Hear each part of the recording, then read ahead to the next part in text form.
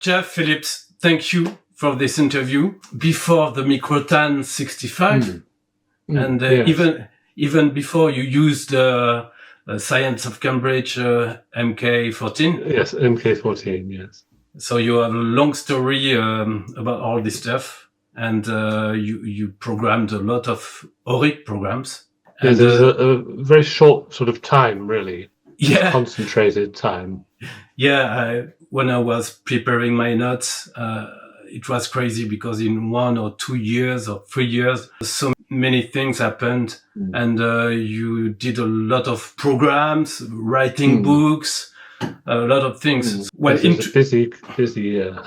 Yeah. So could you just tell me, how did you come to be interested in computers first? Well, at school, in sixth form, we had a link to the town hall computer. That was the computer we had. It was a terminal that connected by phone line to the town hall, which is an ICL mainframe. So that was the only computer I could use at school back then, because there weren't home computers. In which year was that? It was 1976 and 1977. And the home computers, they were almost there. There was sort of kits, hobby kits you could build in electronic magazines if you had the capacity to do a lot of soldering. And but it was beyond me, I think. And then the MK14 was advertised, I think maybe in an electronics today or something. Yeah. And it was quite cheap. So that was my first computer that I owned. So you had to build it yourself. You had to solder it onto the boards. It had 512 bytes of memory, maximum, initially. And like an LED display, like a calculator. Yeah. But a little better than that, because you could control every panel. You could make any graphic within the LED digits. So this is how. What actually happened? Sorry. You had to program it in machine code. In hex. Yes. Yes. From the start, you had it sort of turned on. It had a ROM built in, so it came up saying 0000000, and then you put in an address, and then the hex code. So after a while, you learn the hex codes of what the instructions are. That sort of sits in your head rather than the instruction code. So you just learn it that way. It's very simple, but you could do quite a lot. And although by today's standards it's not fast, it was still a real microcomputer compared with, say, a programmable calculator, which you can see, 1 or 2 instructions per second. This was at least running hundreds of thousands of instructions a second. So it was quite a marvelous moment to write a bit of code and see it run. It seems a bit raw nowadays, but at the time it was just magic. It was the first computer that you could own yourself at home and program it. There were other ones, but they were very expensive. If you were very rich, I'm sure you could buy some sort of home computer. But this was an affordable way to get into it. So the MK14 was important because through it I met Paul Kaufman. Yeah, you see that was the link to Paul, because I set up a user club for the MK14 by putting a letter in Personal Computer World, and Paul saw that. He only lived a few kilometers away, and so he said, maybe you come over and talk to talk about the MK14. So we became friends that way. At what age? How old were you? So that was 19. So that would have been 1978. So I was about 20 at that time. And Paul was a little older. I think Paul was 2 or 3 years older than me. That's how you became friends? Yes, through the MK14, through that one letter. Yeah, changed the course of my life, which is weird, because of, that led to that, and that led to that, and you end up, your whole life has changed from that. Yeah. So we became friends, and then Paul became involved in the Microtan. He saw that as a very interesting computer, which it was, because he was interested in music and the things you could do with music, musical programming. So he then got involved in Microtan. I think he must have phoned them up and talked to somebody there, and he gave up his old job with an oil company as a programmer. Like me, he was a COBOL programmer, a programmer on a mainframe. Yeah. And so he sort of took that plunge and ended up working for Tangerine Computers, with which was at the time just the Microtan. I don't think the Oric was immediately known about, though I don't think it was long coming before they started to work on that. But were they based near you? They were based in Ely, near Cambridge. It's a cathedral city. And they were in, I think, what was an old brewery turned into like new units. So I do remember going up there once or twice and meeting. I probably met Barry Muncaster and I've forgotten his name. It's the other Paul. Is it? I've forgotten his name. Sorry. Yeah.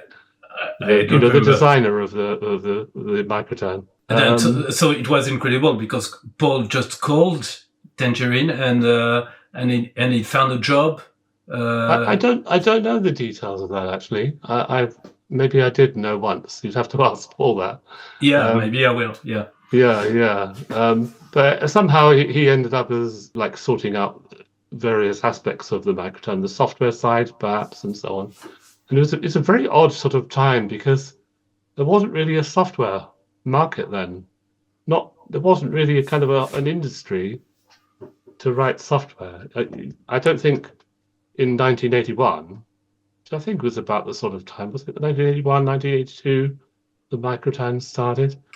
I don't think I could have left my job then and made a living out of it, writing software, because there weren't enough people to sort of buy the software. Do you see what I mean? It sort of happened with the Spectrum and all these other machines that it sort of suddenly became enough machines sold, I suppose. It's very interesting because when you're trying to study a bit how all this company appeared, they all had, especially in England, they had great ideas of how to design computers. But in fact, when you hear them telling the story after that, you feel that they didn't realize that the software side, the software market was very important to be able to sell the computer. I mean, that's right. I think a lot of people bought the computers, and not just the Oric, but Commodores, the Spectrum, and so on. And it was like, okay, now what do we do? But maybe they expected everybody to be programmers. But on the side of the companies too, because lastly I made some videos about the computers links. You know this one? People that created the computer, they said we designed the computer. We thought it was a very nice computer. Of course, we were obliged to sell it more expensive than we first thought. And because we had a nice computer, we thought that it would sell well. But we realized later that the most important thing was the price for people to buy it in front of all the other computers. And mostly software. If you don't have software for your computer, people will not buy it. So that's right. So it was this year's, like 80, 81, 82, that all began to start. Well, I remember, and I couldn't tell you what year it was, but there was a polytechnic, like a university in England. There was a North London Polytechnic, and they must have advertised in a magazine, and there was just this massive amount of people, and maybe 100 different home computers. Every possible thing under the sun. There seemed to be just so many different computers, all different. And here's the thing: none of them compatible with each other. This is the terrible thing, isn't it? Really? Yeah. Because if, like later on, we have the PCs, don't we? And you write a program for the PC, and 100 million people can use it. But you have every different computer. Maybe they've got the same processor, but all the architecture is different, isn't it? None of the software will load up on the other machine. And I think that was the big learning mistake. It took a long time for companies to realize that the software had to be compatible. I think it took us decades before that was realized. Yeah, at the time that the industry grow and be mature. So you found yourself in this Tangerine Microtan adventure, and you programmed some games, in fact, some programs for the Microtan. Yeah. So Paul persuaded me to buy a Microtan. I think I got a discount. Yeah. He didn't give me one. I had to maybe I had 20% off or something. So I did like it, and it had this lovely keyboard, as you know. The Microtan is really quite a posh computer, isn't it? It's very nice looking and elegant, very sweet computer. So I did like it. That's when I learned 6502, so I didn't know until then. And I began to realize it was a very nice machine to use. I probably did a lot of experimenting, trying out different things. I think the thing was, to begin with, it didn't come with BASIC. I think I'm right in saying that. That was something you only got if you got the extra memory. Was it the Tanex board you had to add on? Okay. Add on extra boards, couldn't you, with the Microtan? You could add on a high-res board, what they called it, high-res. So I think the point was I had to write the first code in assembly or machine language, and I can't remember how I did it, if I had an assembler or whether I again was doing it in hex, like the old days. And I probably knocked up a few bits of code over a few months, and then I think maybe that was the time the magazine started and so on. So that was probably the time I wrote the adventure. I think at that point I was still working full-time as a COBOL programmer. So it would have been in my spare time. Yeah, because I found one of your adventure game, the 6 Keys of Tangerine. Right. It was listed in one of the first issue of Microtan Gazette. Right. So that was basic, wasn't it? Of course. That was in basic. Yeah. This one was in basic. Yeah. I think there was a time where I kind of got into basic. I thought, this was great way of writing programs, and then I sort of so I've gone from assembly into doing basic, and then I think after a year or two I heavily went back to using assembler, realizing that you just couldn't get the performance out of basic, and I regretted doing some things in basic that I think I should have done in assembler from the word go, like Oric base, for instance. I think that was a big mistake, using basic for that. Oric base, which is a database program for the Oric program. Yeah, which is quite evolved for the time. Yeah. Well, at work, you see, at Lang's, which I'd just left, we'd had a database system called Atmos, I think it was called. Yeah. So I think I was inspired by the kind of things you could do with that. So, like nowadays, we all know SQL, don't we? And that sort of method of doing database searches and so on. Yeah, because I think this was quite similar. Yeah, because I tested last week a bit to prepare this interview, and I found out, that there is almost like SQL sentences, commands that you could do. And after with Orpheus, you also did a megabase. Yes. It was like an evolution of Oric base. Yes. But I think I wish I'd done megabase to start with. I think what I'd done there, and I've recently posted a sheet I'd found with the instructions on it. But there was kind of an underlying assembly language engine on there, which did the database searches and adds and so on. So that should be really quick. And then I think I'm right in saying that megabase is kind of written around that engine with sort of like exclamation mark commands. I can't remember how I did that, but I think it's like a basic front end which calls the assembly language back end to make it fast, at least as fast as it could be. Do you remember if you did make a base, took over things from Oric base, or you started again all over again for Megabase? Because no, it definitely started from the beginning again in terms of the code. But I think the design of the sort of things it was trying to do was going to be the same. Okay. Yeah, I think it's got the same kind of functions that you would want, to add a record and so on. Add a record and search a record and whatever you need to do like that. I suppose it's pretty obvious. It has to do a certain thing, doesn't it? Yeah. So your experience as a COBOL programmer served you a lot for this kind of work. Yes, I think it did a bit. I think what I learned as a COBOL programmer, they were very there was sort of standards, the way you had to do things. So you design out on paper first. And I think that was good for me for the future, because I always did that after. You write down, the logic first of all. Not exactly a flow chart, but you write down, one do this, two do this, three do this, like a list. You work it out before you start coding. Because I think it's a mistake, especially in like assembly language, machine language, you can make a big mistake if you just start writing the code straight away.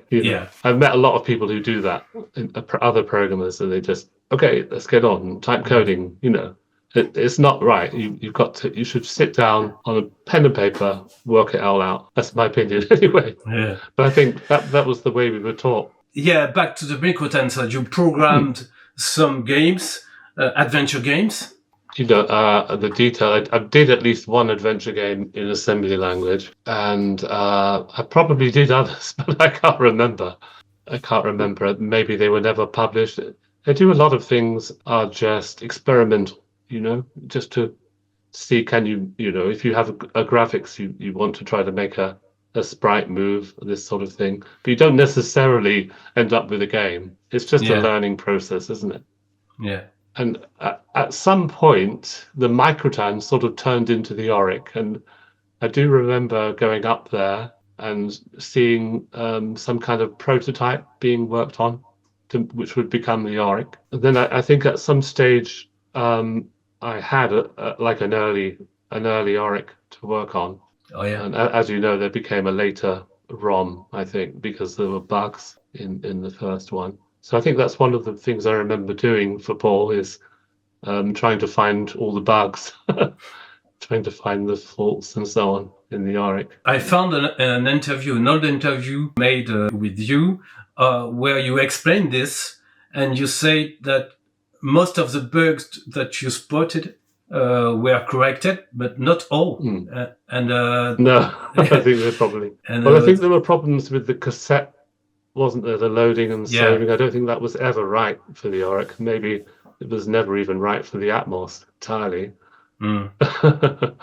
I think that was one thing. I can't remember now what the bugs were, but I think the early Oric probably had some very serious bugs from my memory, even to the extent, wasn't there one, if you put in a 6-digit line number, it would crash? Wasn't there something like that? There's some horrible bugs, I'm sure, but I'm sure they were fixed before it was released, and then I'm sure some other bugs remained. When you read the history of Tangerine, so there's a Microtan, there is the Oric, but in between there is a prototype of a Tigress. Oh yes, yeah. Did you see that, or have you memories about that? It was meant to be a professional computer from Tangerine. But I suppose they must have decided there wasn't a market for it, I suppose.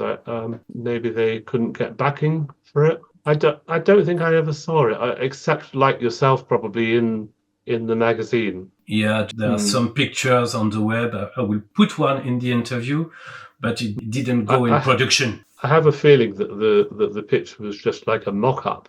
Yeah.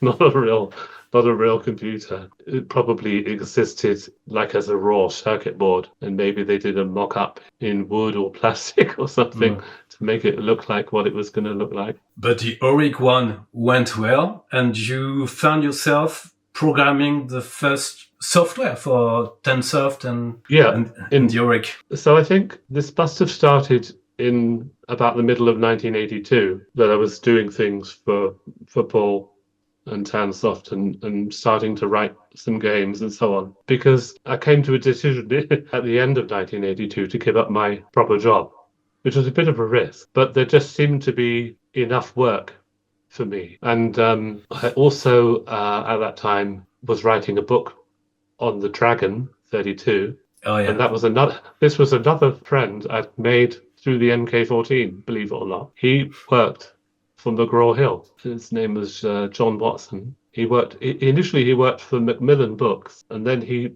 had a change to McGraw-Hill, and he knew me from the MK14 club, the news group. He knew I could write because I'd written newsletters, and he was looking for authors. So he got me to write the Dragon book, and then after that, the Oric book. So at the start of 1983, I thought I had enough work to keep me going, to be self-employed and to give up my proper job.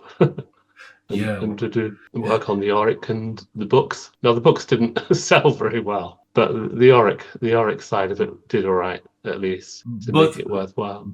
Both books didn't sell very well, even the one for the Oric? No, the Oric one did especially badly.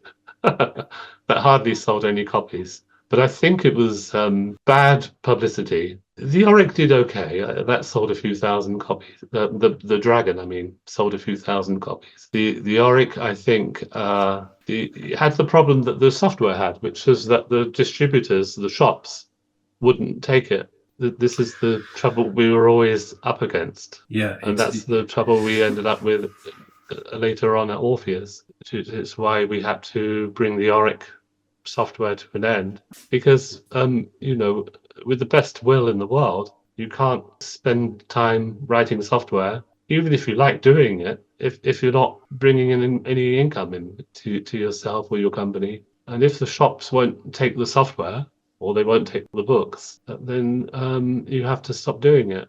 That's jumping ahead now. Yeah. But that's why the book wasn't successful. It's a pity because nowadays, I mean, in the Oric community, your book is considered one of the best written for the Oric. Thank you. With a lot of tricks in machine code, and because you knew very well the machine from the beginning.